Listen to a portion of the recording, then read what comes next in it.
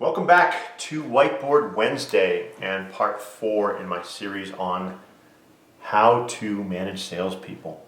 Hope you guys have been getting a lot out of these presentations. They've certainly been fun to write. Today's topic is actually pretty tactical, and it's how to have a management conversation specifically. Management is about managing people, right? I think a lot of managers forget that, right? These are not your friends, your buddies. They're not, collaborators or peers. They are your direct reports, and management is about helping them be successful, managing them up, or in some cases, managing them out of the business, sometimes for their own benefit. But, at the end of the day, management doesn't happen in a spreadsheet or in an email. Management happens when two people have to have a conversation, have to interact, like my little personal example. And this is oftentimes the most challenging aspect of management for managers, having those hard conversations or those structured conversations. So I hope this will help. And really the framing here is how to have a conversation when we are trying to effect a course correction, right? In past posts, we talked about having a clear set of expectations for what you want people to accomplish, making sure they understand it, etc.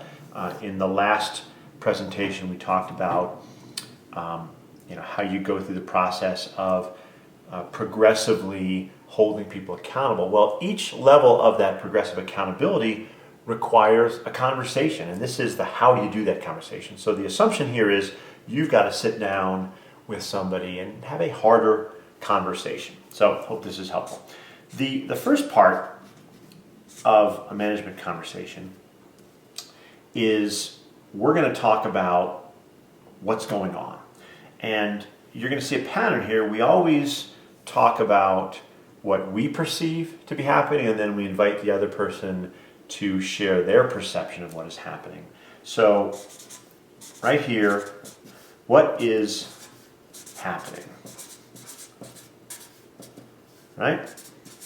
This could be something as simple as I see you are making 50 dials a day, and the expectation is 80. It could be that the individual is not updating their records in Salesforce or your CRM or what have you, and they are coming to the pipeline review every week, and you're having to coach them on your close date is past due, etc. So we need to be able to make a very declarative statement about what is going on, what is happening. First from our perspective, right? And then we will ask them, what do they see? So it may sound very simple, something like this.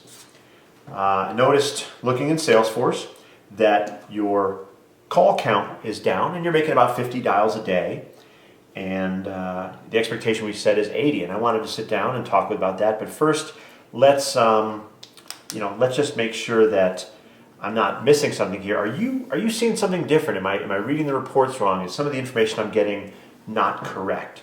So I want them to participate in that. We'll talk about what you're likely to get here in a second, but we'll hold on that. Keep in mind, we want the facts, right? This is not your time to share with them your concerns and how this might impact their career and all sorts of other things. We're simply dealing, making sure that we're both looking at the same set of information, the same set of facts. There needs to be data. We need to talk about, where's this data we're pulling from? What is the source of our information, right? That's going to give, credibility and clarity to the situation. Notice, I said, I was looking in Salesforce and here's what I saw.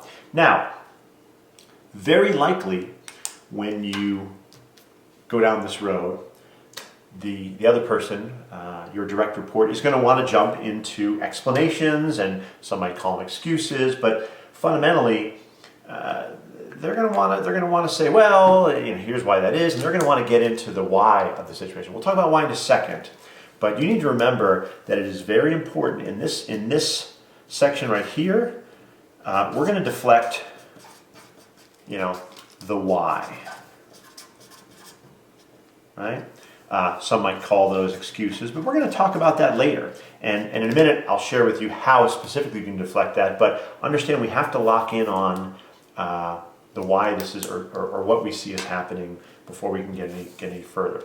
Once we've got on the same piece of paper, or at least out in the open, a clear and common understanding of the facts and what situation we're possibly trying to resolve, now we can talk about, why is this happening? What's going on?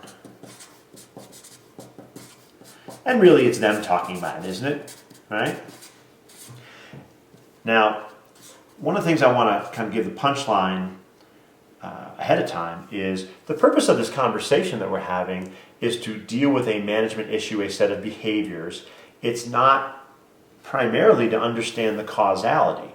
Now, if the why associated with something not happening happens to be something that is out of the person's control, a barrier in their way, we want to keep our ears open for that. But I want you to remember that the goal of this conversation is not really to spend a lot of time addressing the why. It's easy to get into a conversation where somebody's giving you a reason, well, I ran out of time, and we're pushing back and saying, well, but if you're better at time management, that's not a functional way to hold this conversation. We're going to do a couple things here. I'll use blue, go back to blue. We're going to listen, right? We're going to take notes, right? And we are going to ask several times, is there anything else, right? I want all the whys on the table. Similar to objection handling, I want to capture all the objections. I don't want to start responding to one-offs and get into this back and forth kind of thing. I want to let this person know that I'm hearing them, that I'm taking notes, and then I keep coming back to say, is there anything else on there? And then I want to basically recap or restate what I've heard. So if I hear right, you're having issues with time management, you're having issues with potentially clients are calling you or you're not getting back to you. So there's things, gotcha, I got this whole list of things. Fantastic. Moving on.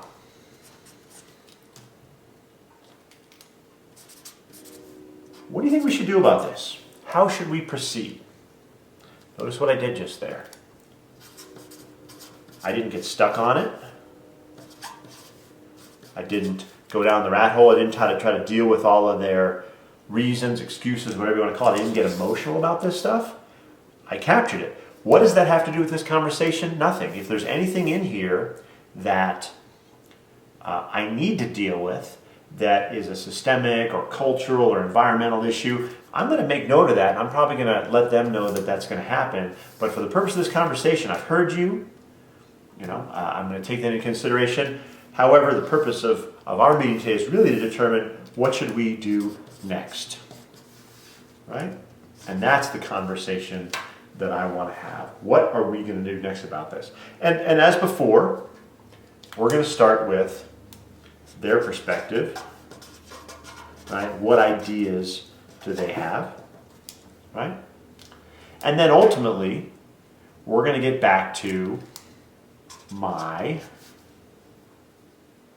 course of action.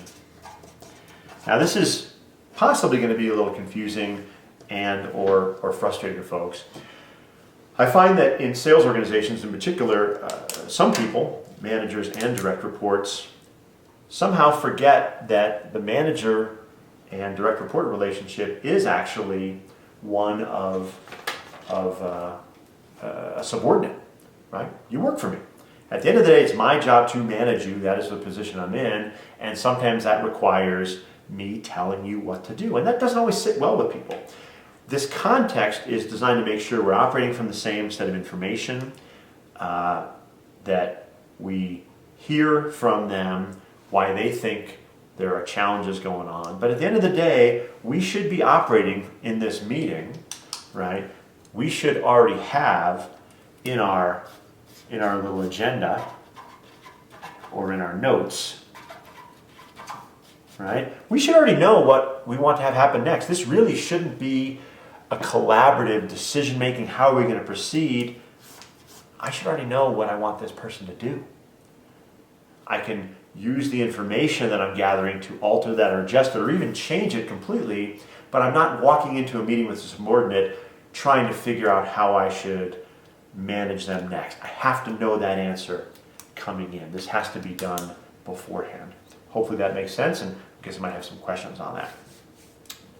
Now, there's two other elements here that I just want to touch on briefly, and that is what happens when the conversation devolves into, lots and lots of excuses, right? And we keep coming back to that even after I've, parlayed this into a course of action, which, by the way, this shouldn't be a shock to you.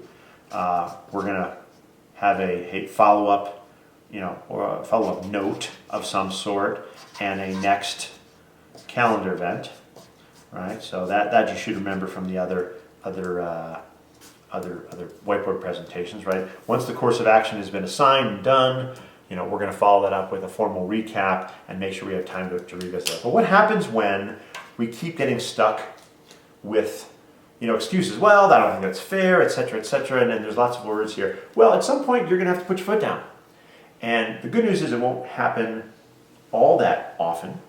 And the good news is, if you do your job right, if you set this stuff up and you come in with clear notes and agenda, shouldn't have too many issues. But fundamentally, you will run into situations where you're going to have to say to somebody, I hear you, I understand where you're coming from.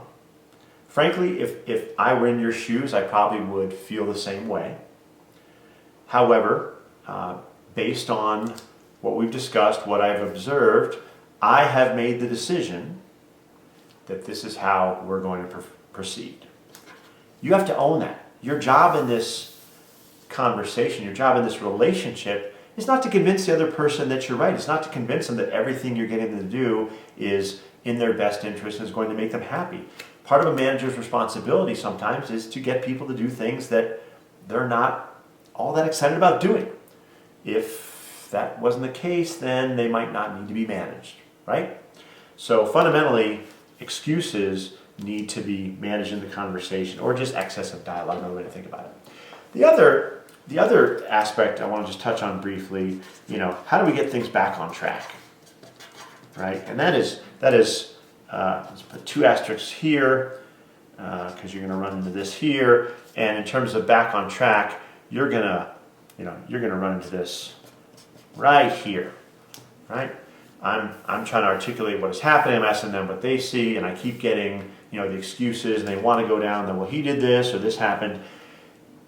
Understand it is productive often to listen to folks and let them vent and let them speak, and that's really what this section has to do with. But to accomplish this goal, I need to redirect you. I need to cut you off. One of the things that's a personal pet peeve of mine is I can't stand when anybody, particularly managers, say something like, well, I don't mean to cut you off, but, or sorry to cut you off, or somehow apologizing. Let's be direct. I'm going to cut you off here, right? If we're going down a here's what I'm seeing, what do you see, and I'm getting a lot of excuses, I'm going to be quite direct and say, I need to cut you off here. I need to stop you where you are. We will talk about that in a moment, but for now, I need you to focus on working through and making sure we understand we're operating from the same set of data here. So don't be shy and don't be afraid. Certainly don't be uncomfortable to exercise your right to override what they're saying and bring the conversation back to the topic at hand. This is, after all, your conversation. It's your meeting. You scheduled it. It is for you to manage them. So you need to use that time wisely. Hope this has been helpful. Very simple framework. None of these things are particularly surprising or should be particularly surprising, but to do them in a very structured order, to have a way to prepare for the meeting and at least notes and a framework for you throughout the meeting really should help make an uncomfortable conversation at least more manageable, even if it may not be completely comfortable. Hope this helps. If you got any questions, as always, we'd love your comments and thoughts. And thanks so much for watching.